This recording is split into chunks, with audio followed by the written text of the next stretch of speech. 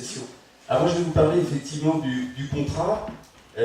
Du contrat parce que lorsqu'on a rédigé ces différentes fiches, ces 14 fiches, on a essayé évidemment de les regrouper par thème. Et l'un de ces thèmes, c'était d'arriver un petit peu à structurer ce marché bois énergie dans le cadre de son développement, dans le cadre effectivement des idées qui partaient un petit peu dans tous les sens. Comment réussir à structurer ce marché et surtout comment réussir à donner de l'information via le mémento aux propriétaires forestiers, parce que c'est l'une des cibles bien évidemment de ce mémento, j'en dirais même la cible principale, et sur la notion même de contrat et de structuration de ce marché. Alors la première idée qu'on a voulu développer, c'est avant tout que le contrat c'est un outil. C'est effectivement un outil, et je vous rassure, ce matin on ne va pas faire le droit des contrats, d'abord parce que j'en ai pas le temps, et puis aussi parce que je ne suis pas persuadé que grand monde ait envie de faire le droit des contrats ce matin.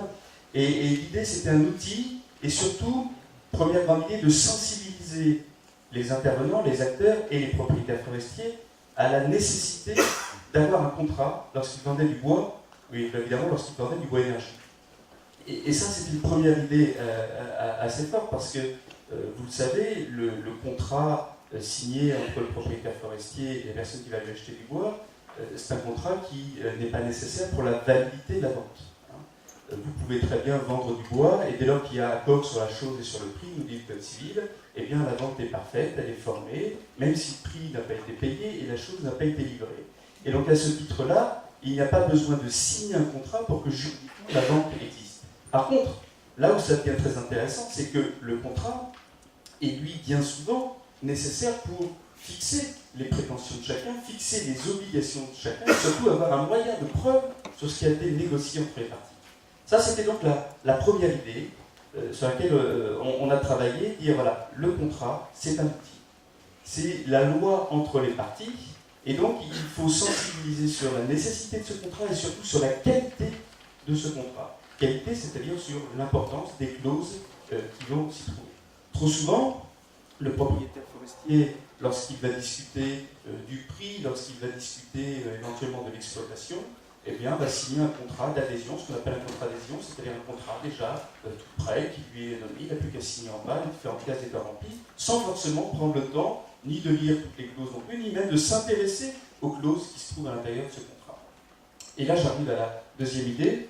Je fais vite ça ? Bon. La deuxième idée, c'est donc sur les clauses se trouvant à l'intérieur de ce contrat. Les clauses, évidemment, c'est la détermination des parties. Je vous renvoie, comme Emmanuel tout à l'heure, à la fiche numéro 11 et plus particulièrement aussi à la synthèse numéro 11 qui reprend tout ça en détail. Les conditions d'exploitation aussi sont extrêmement nécessaires à fixer dans ce contrat. Le prix, bien évidemment, puisque c'est au moment de la signature du contrat qu'on parle du prix. Donc là aussi, c'est l'élément clé qui doit se trouver dans le contrat. Quand on parle de prix en fonction des différents types de contrats, on parle aussi d'indexation. Là aussi, c'est quelque chose qui doit se trouver à l'intérieur du contrat. Et puis surtout, dans cette deuxième idée sur le contrat, c'est de la chose vendue. Et là, on a eu un travail tout particulier pour savoir, mais qu'est-ce que l'on vend vraiment lorsque l'on vend ou lorsque l'on pense vendre du bois et éventuellement du bois énergie. C'est toujours assez compliqué pour un producteur de savoir qu'il vend du bois d'énergie, du bois d'utilisation ou du bois d'œuf, puisqu'il vend finalement du bois pour une utilisation qui sera faite par la suite par une personne. Et qu'est-ce qu'on vend comme moi? Je prends un exemple.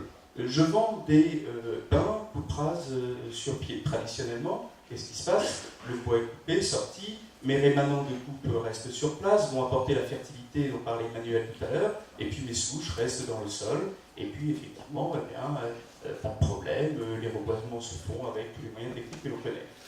Sauf que lorsque je vends ce bois sur pied, est-ce que dans mon contrat de vente de bois, c'est-à-dire de temps de tige, etc., je vends les souches ou pas? Est-ce qu'un industriel qui a signé un contrat de vente sur pied et à même de venir récupérer les souches, est-ce qu'il peut récupérer les rémanents de souches, etc. Alors vous imaginez très bien, en tant que syndicat des sylviculteurs, de l'opinion que je peux avoir là-dessus, très largement argumentée juridiquement, je vous l'accorde. Mais il est évident que pour éviter à pallier un certain nombre de problèmes ou un certain nombre aujourd'hui de comportements que l'on commence un petit peu à voir de la part de certaines personnes, peut-être faudrait-il, dans le contrat, très précisément, fixer les choses, poser les choses, pour que cette loi entre les parties soit très claire. À ce titre-là, je vous signale d'ailleurs que La commission juridique et fiscale du syndicat et du CRP, d'ailleurs, de la Maison de la Forêt, est en train de mettre à jour un certain nombre de contrats. Et dans les prochains modèles de contrats, y compris bois énergie, ce type de clauses évidemment seront intégrées. C'est là aussi des avantages de ce mémorandum. Troisième idée, je vais très vite, troisième idée, c'est grâce à cette fiche contrat, on a pu se poser un certain nombre de questions sur les nouveaux types de contrats. Ou en tout cas, les nouvelles façons de vendre aussi le bois, notamment au travers des ventes à terme.